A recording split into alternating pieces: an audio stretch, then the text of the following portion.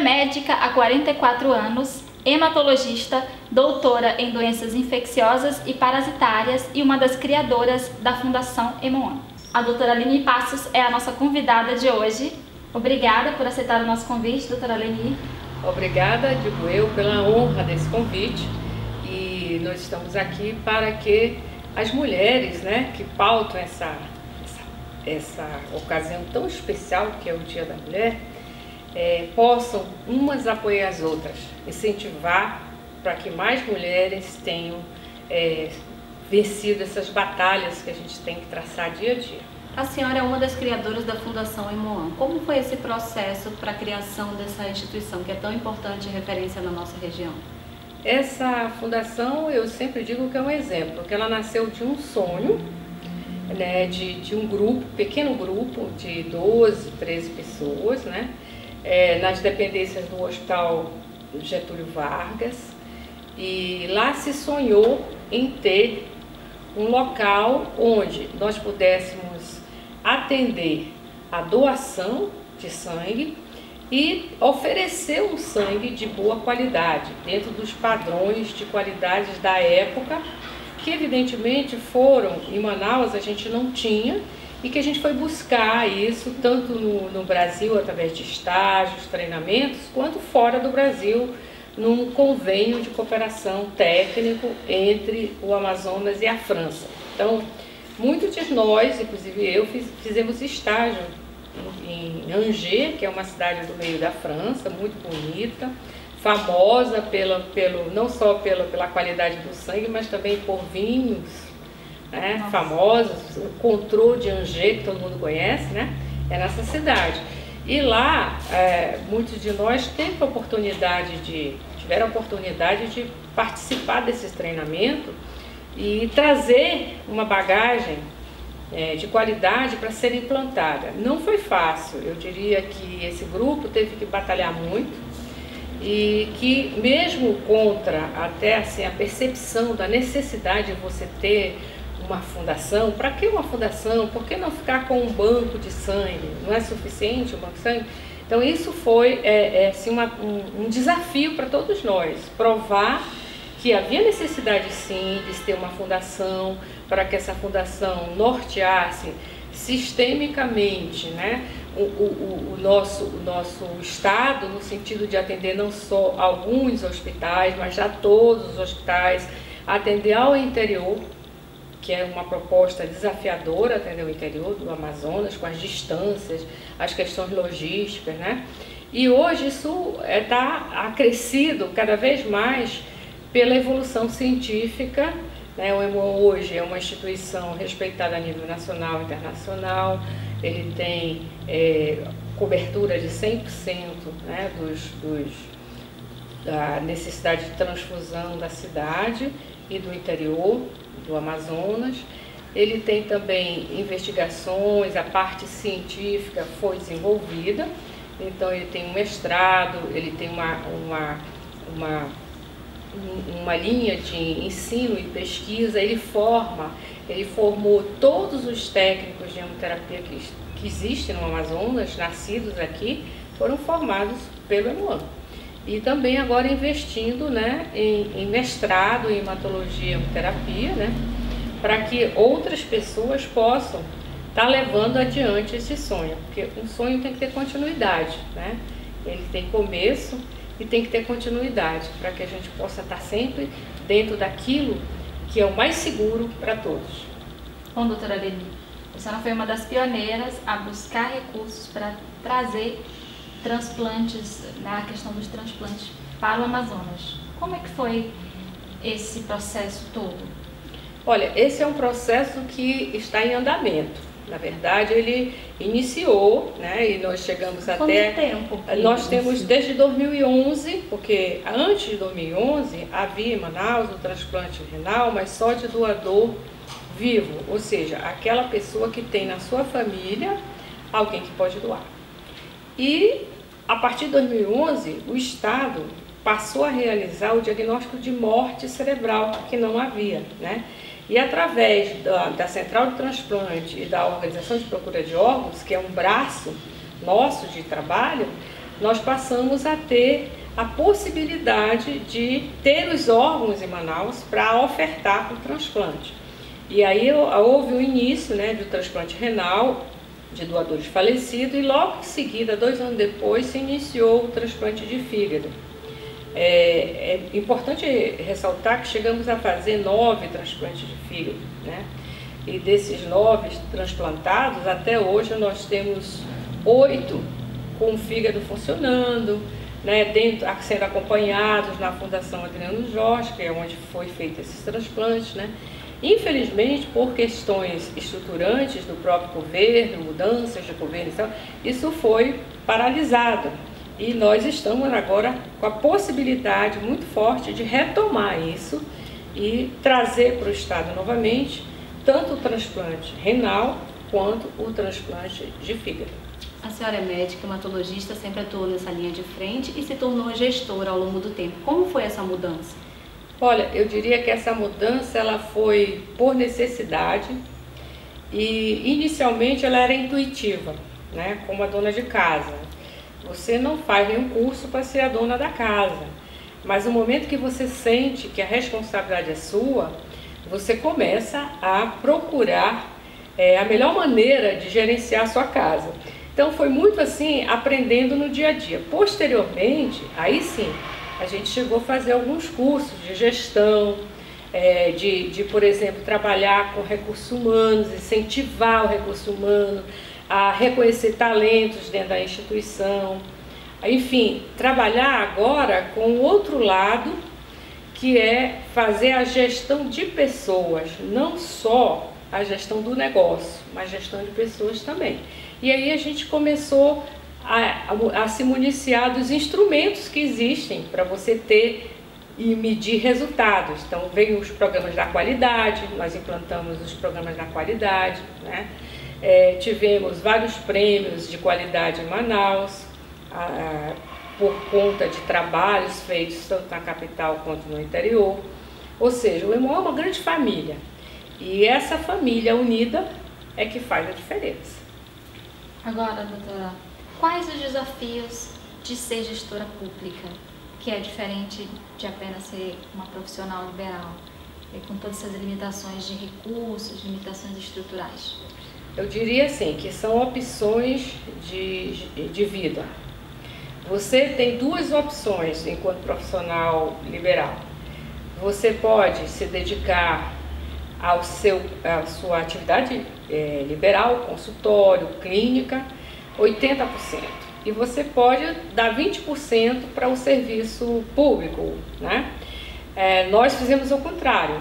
Nós demos 100% nos primeiros anos para o serviço público, né? Todos nós dentro da casa não tínhamos outro emprego, o nosso único emprego era o Emoan, de manhã, de tarde e de noite, feriados também. Então, nós tivemos situações inusitadas, por exemplo, não ter materiais e a gente fazer cota, comprar do próprio bolso, isso há muitos anos. Hoje a gente até lembra isso para os mais novos, porque eles já chegaram numa engrenagem totalmente feita.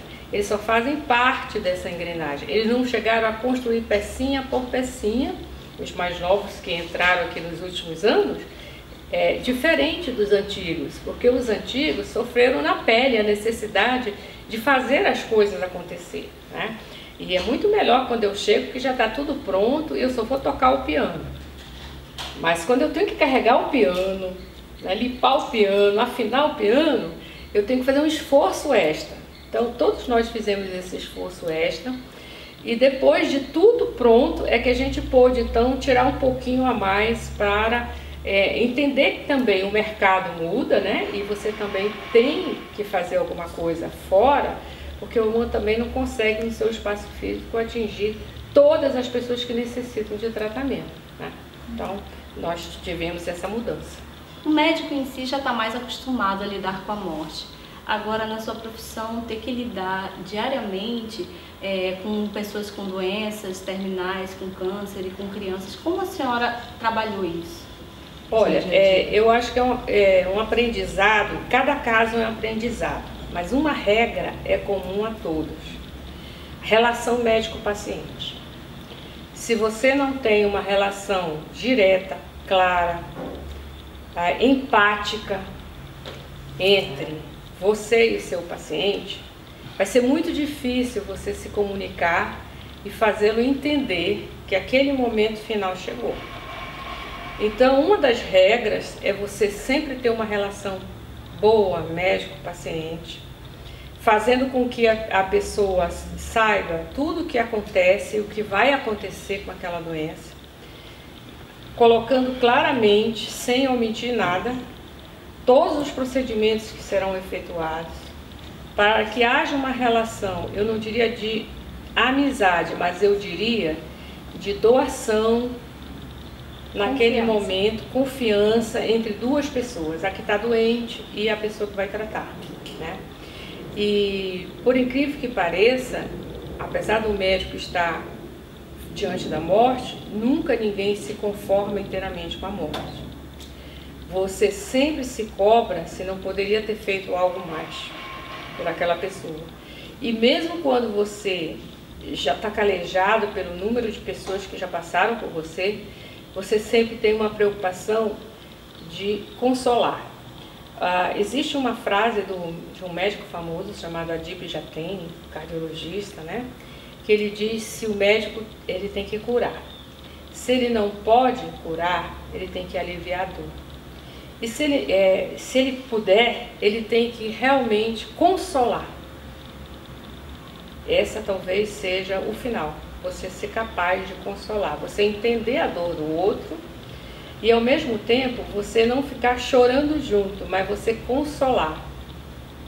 Então essa é uma dificuldade que cada um vai amadurecendo, exercendo essa empatia da relação médico-paciente. A medicina é uma missão, doutora Leni. O que é mais gratificante em ser médica, em atuar como médica? É o desafio. A gente sempre está desafiando as doenças, né? A gente tem uma curiosidade muito grande de saber de novas drogas, novos tratamentos, o que podia ser feito. Antigamente nós tínhamos uma doença, e temos ainda, chamada leucemia mieloide crônica. E eu, quando comecei, acompanhei muitos pacientes que não tinham um remédio específico. E a gente sabia que aqueles pacientes, em 4 anos, eles iam morrer, todos, 100%. E aí veio, que nem todo mundo, a única esperança era um transplante, que era coisa raríssima, um transplante de medula à época, né? Isso estou falando de 30 anos atrás, né? E não era para todos, não era universal, nem todo mundo tinha doador, nem todo mundo tinha chance de fazer esse transplante, né? E posteriormente se descobriu alguns remédios que agem a nível molecular, que são remédios orais que você toma pela boca, com poucos efeitos colaterais, e alguns efeitos você consegue controlar perfeitamente. Pois acredite que hoje nós temos pacientes completando 30 anos de doença e ele está tão bem que a recomendação já a nível internacional é que suspenda a medicação porque este paciente está curado. Então hoje o SUS disponibiliza esse tratamento, né? Você não paga esse tratamento. É uma droga que tem um custo médio em torno de 12 mil reais por mês, 12, 15, varia com, né? Que o SUS disponibiliza. Você toma um único comprimido por dia e você vai viver, costumo brincar com os pacientes, você pode até morrer, ser atropelado, mas dessa doença você não vai morrer. Porque você tomando o remédio, você vai ficar curado. Então, são exemplos de evolução de tratamentos, né? E o que a gente sonha como médico, o que a gente quer, é chegar no tratamento específico. Porque quando eu uso uma droga geral, eu causo vários efeitos colaterais para atingir meu alvo. Então essas drogas, chamadas drogas-alvo, elas não têm esses efeitos colaterais, que são chamadas de terapia-alvo, porque ela vai diretamente na molécula que está doente. Então é uma coisa muito interessante e é o futuro. Eu acredito que daqui a uns 10 anos nós vamos ter mais quimioterapia, vamos ser só drogas-alvos, o que vai ser bem melhor para todo mundo. Nossa. Como gestora pública, como que a senhora enxerga o Sistema Único de Saúde, que obviamente tem suas falhas, mas também é uma referência internacional? Eu vejo como o SUS um dos melhores sistemas de saúde que permite uma coisa chamada universalidade, equidade para todas as pessoas, sejam elas ricas, pobres, remediadas. E eu diria para você hoje, sem sombra de dúvida nenhuma, são poucas pessoas que teriam condições de fazer, por um convênio ou privado, um tratamento, por exemplo, como o transplante, que é o top, né? O transplante é um tratamento top. E poucas pessoas teriam condições de fazer isso no Brasil. Então, o SUS oferece o transplante. Então, o que eu vejo do SUS é que ele precisa se adequar a uma nova realidade. A nossa população cresceu, as doenças que hoje nós temos, elas se modificaram, elas precisam de um investimento maior. Nós precisamos dividir mais a atenção básica, ter mais atenção básica funcionando, porque nós sabemos que 80% das doenças, elas começam na atenção básica, porque ninguém aguenta, nós estamos vivendo mais, ou seja, a nossa média está em torno de 82 anos já, no Brasil, né? E a mulher vive mais que o homem, e é natural que nós tenhamos agora as doenças do envelhecimento. Então, prevenir as doenças do envelhecimento é outro ramo que o SUS deve trilhar, porque através dela nós vamos estar economizando para o próprio SUS internações, né, que vão acontecer se a gente não tiver os cuidados necessários, prevenção da osteoporose, enfim, você sabe que uma pessoa de idade, quando tem uma pneumonia, é grave.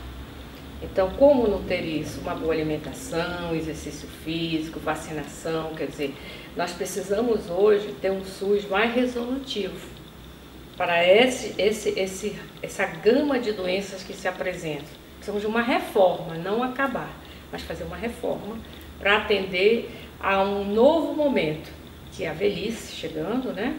Com um envelhecimento precoce, as doenças de alta complexidade, muitas doenças têm que ser cobertas, porque é impossível você, como privado ou particular, arcar com o tratamento. Doutora, a senhora é médica há 44 anos.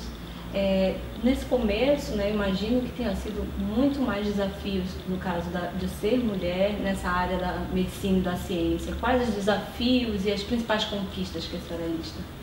Eu acho que um dos desafios é você, no seu grupo, você mostrar que você tem competência, que você é responsável e que você pode fazer a diferença a nível de grupo onde você se insere. Mas também tem um desafio de ser mulher do ponto de vista biológico, né?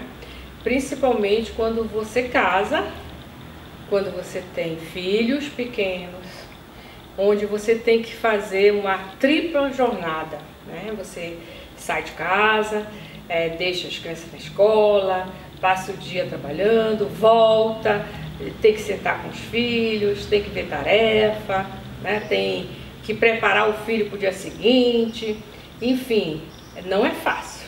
E esse é um desafio que você também não pode abrir mão, você tem que fazer o seu papel. E hoje é mais fácil porque os homens em geral são companheiros, ajudam nessa tarefa, mas assim, quando a criança fica doente, quem é que vai ficar com a criança? A mãe, né? E aí ela precisa se ausentar do trabalho para ficar. Esse é um desafio, porque às vezes o local ele que você trabalha não entende muito bem isso, fala assim, não, mas ela faltou, né? Não é bem assim. A criança, quando adoece, ela quer a mãe. A mãe é insubstituível nesse momento, né? Então eu acho que precisa, esse é um desafio que você, não é que você está faltando por qualquer coisa também, mas quando é necessário mesmo, você tem que se dividir. Não pode ser como um homem que pode ficar lá e a mulher já está em casa cuidando do filho, fica tudo tranquilo, não. Você tem que, a sua presença não é questão de ser o homem ou a mulher, mas é que a mãe, a condição de mãe, ela é intransferível. Ninguém transfere essa tarefa da mãe. Então ela precisa estar lá. E esse é o desafio, você manter o equilíbrio. Conciliar a maternidade. Maternidade com trabalho, né, com desenvolvimento. Para a mulher, muitas áreas hoje na área da ciência tem se aberto, né? Nós temos mulheres, eu diria que nós temos desde do momento em que você já entra na universidade, você tem a oportunidade de ter bolsas, tanto nacionais a nível internacional, independente do sexo, feminino, masculino. E aí é o desafio de você deixar sua casa, deixar sua família e ter coragem, né, de enfrentar isso em outro país, em outro estado, né? Eu posso falar que tive, né, numa época em que eu me formei em 75, né, e aqui na Universidade Federal do Amazonas, e eu sempre pensei em fazer uma pós-graduação fora, né, e tive dificuldades da minha família a entender, eu filha única, que eu tinha que sair daqui. Porque, principalmente pelo meu pai, ele achava que não havia necessidade, já tinha me formado, 6 anos, para que vai fazer mais alguma coisa? 6 anos não é suficiente, é um curso longo, né? E eu dizia que não, eu tinha que ir porque eu queria um complemento, eu queria ver como é que as coisas ocorriam fora de Manaus, né? Eu sabia que tinha coisas que eu poderia aprender, né? E teve uma relação um pouco tumultuada no momento da decisão, porque eu consegui a bolsa para ir, fui classificada, fiz o teste e ficou assim inicialmente um certo mal-estar, que meu pai dizia assim, olha, eu não vou ajudar, você quer ir, você vai viver com a bolsa que você tem. Eu, tá bom, vou viver com a bolsa que eu tenho, né? Os primeiros meses, evidentemente, que eu vivi com a bolsa que eu tinha, né? E posteriormente, não tem jeito, ela não vem mesmo, então vamos ajudar, né? Mas assim, esse fato, se eu fosse um homem, talvez ele não criasse esse obstáculo, né? Mas naquela época, uma mulher ir para o Rio de Janeiro, parecia assim uma coisa que a mulher ia fazer outras coisas que não estudar, né? Então era assim uma mulher sozinha, filha única, né? Coisas mesmo de machismo da época, né? Será que não vão falar mal lá aí para fora e tal? Negativo, quando você chega lá, você começa a trabalhar, você começa a ver que você foi muito bem ter ido, que essa era uma oportunidade imperdível, né? E que você precisava dar esse passo de independência, né? Tanto do ponto de vista científico quanto do ponto de vista financeiro, porque isso marca um amadurecimento na vida das pessoas. Você deixou a casa da mamãe e do papai, onde tudo estava pronto, a hora que você chegasse, sua comidinha, sua roupinha, tá? Lá você vai fazer a sua comida, você vai cuidar da sua roupa, você vai ter que estudar horas e horas, dias, vai ficar de plantão, quer dizer, você vai viver uma vida onde você é responsável. E isso é bom para você se tornar uma pessoa responsável. Essa experiência de estar só é uma experiência importante. Doutora Leni, a senhora é mãe de 3 filhos, avó de 3 netos. E como foi durante toda a sua trajetória conciliar tudo isso, né? Hoje, quem é a Leni? Olha, eu diria que inicialmente foi muito difícil. Teve dias, assim, como todas as mães, né? A gente fica descabelada, em casa, afobada para dar conta das coisas. Algumas coisas ficam pendentes, porque você não consegue ser 100%, você não é super mulher, alguma coisa, uma hora pende de um lado, outra hora pende do outro, mas no final você consegue ir levando.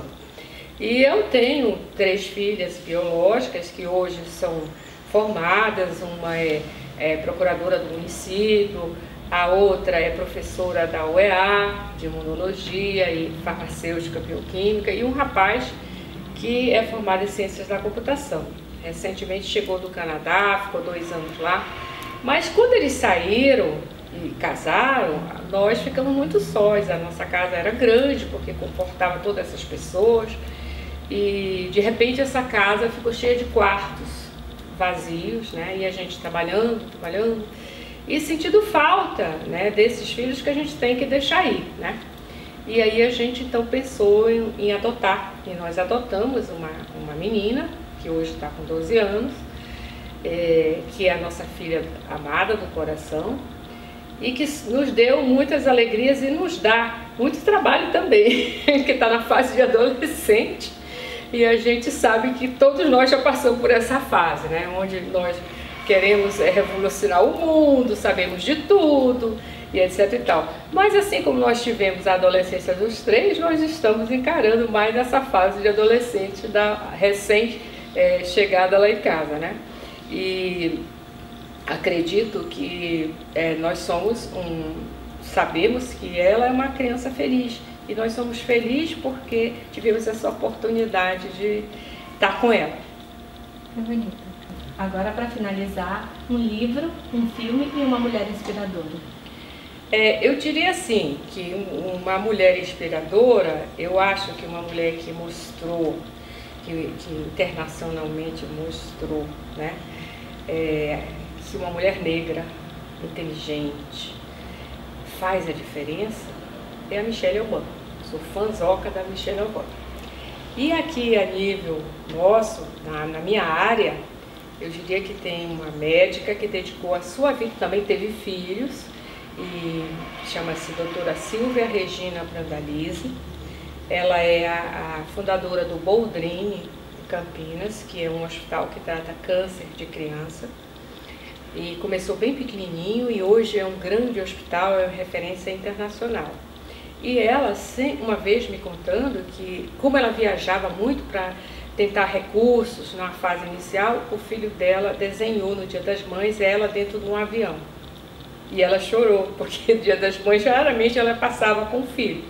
E ele então desenhou ela dentro do avião. E ela, anos depois, me contando isso, de quanto foi sofrido perder essas oportunidades, mas que era necessário, e ela assim fez. Então eu tenho assim, uma admiração muito grande pelo trabalho dela. Eu acho que ela é uma mulher maravilhosa, do ponto de vista de construir a oportunidade, porque antes, cada estado tratava as crianças, vou pegar aqui as leucemias, de uma maneira. E ela possibilitou uniformizar esse tratamento para todo o país. Então isso aí é universalizar, é dar oportunidade para que todos tenham um bom tratamento. E graças a Deus podemos nos orgulhar, né, das nossas mulheres amazonenses. O filme, o que me marca muito é o Perfume de Mulher. Eu todas as vezes revejo e não canso de olhar aquele tango em que ele dança, né, com aquela moça, ele cego dançando. Eu acho a música, o enquadramento maravilhoso. O Alpatino é tudo de bom, né? E o livro, eu gosto muito do Jô Soares, então eu gosto muito do Xangô de Backstreet. E achei uma pena o término do programa dele, eu era uma das pessoas que assistia. E gostava muito das entrevistas, ele é muito espirituoso, né? Mas entendo também que tudo tem uma mudança, né? Depois ele já fez até 2 peças de teatro, pena que eu moro em Manaus, não tinha tido oportunidade de vê-las, mas com certeza ele vai continuar produzindo coisas boas. Doutora Aline, muito obrigada por ter aceito participar do nosso projeto. Obrigada, digo eu, a oportunidade, né? Eu espero que a gente possa incentivar mais mulheres, né, a quererem se colocar na sua posição de competência, né, de igualdade com os homens, que a gente possa mostrar o nosso valor. A série Mulheres Guerreiras fica por aqui e continua no portal A Crítica.